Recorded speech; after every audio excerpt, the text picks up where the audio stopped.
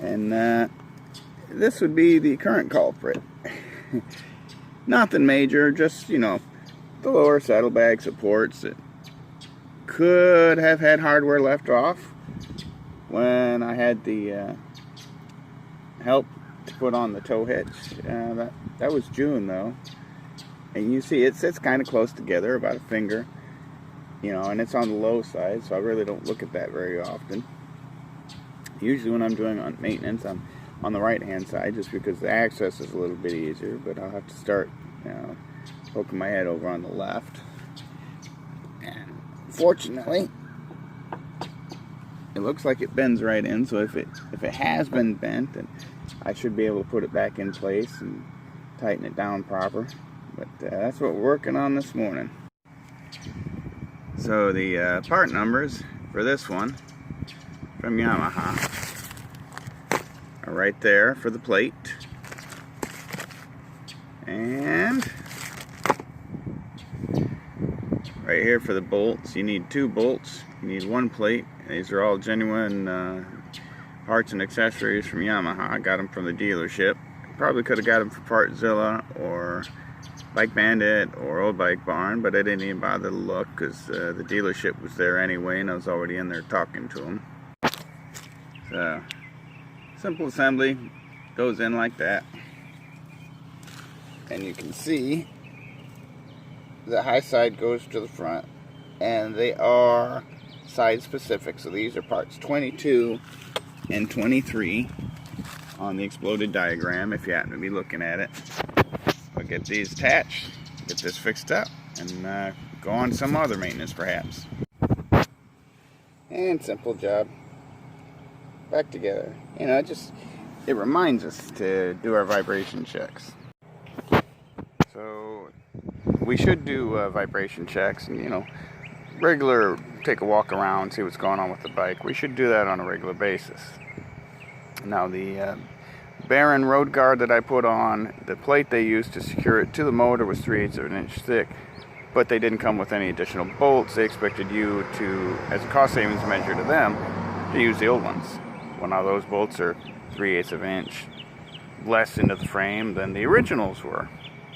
I'm not really a fan of that, but they've been in there for so long that I don't know that I'm entirely inclined to go down there and undo that. I mean, you had to fight with it the first time because the road guard from Baron was not in plane. 3 out of 4 would go in, the 4th would not because it was twisted from the factory. That was some entertainment. And maybe it is tweaked into position now, but I'm not really inclined to try that. It's been there for quite a while. I probably put that on at maybe 20 or 30,000 miles. It's a little over 60 now. I'd have to go back through the videos and look at the mileage. What the book does suggest, and that's what I was looking at yesterday, is the rubber lines, like brake lines.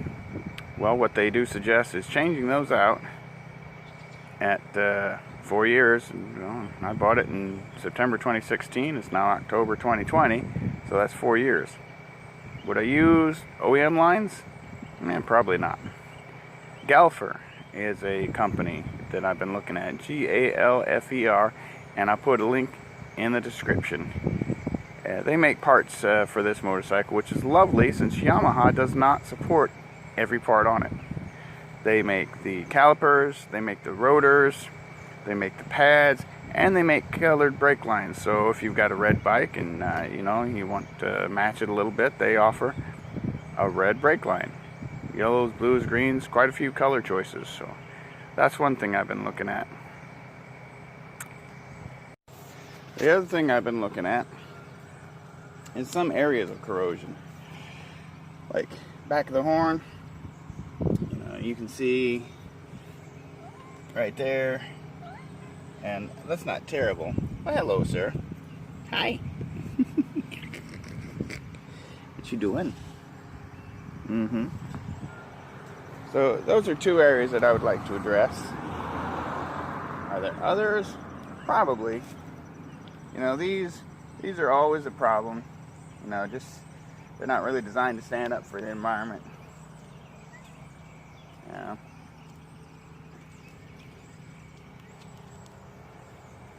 probably, you know, those I've changed out recently. Well, I guess not. Looks like one I've changed out recently.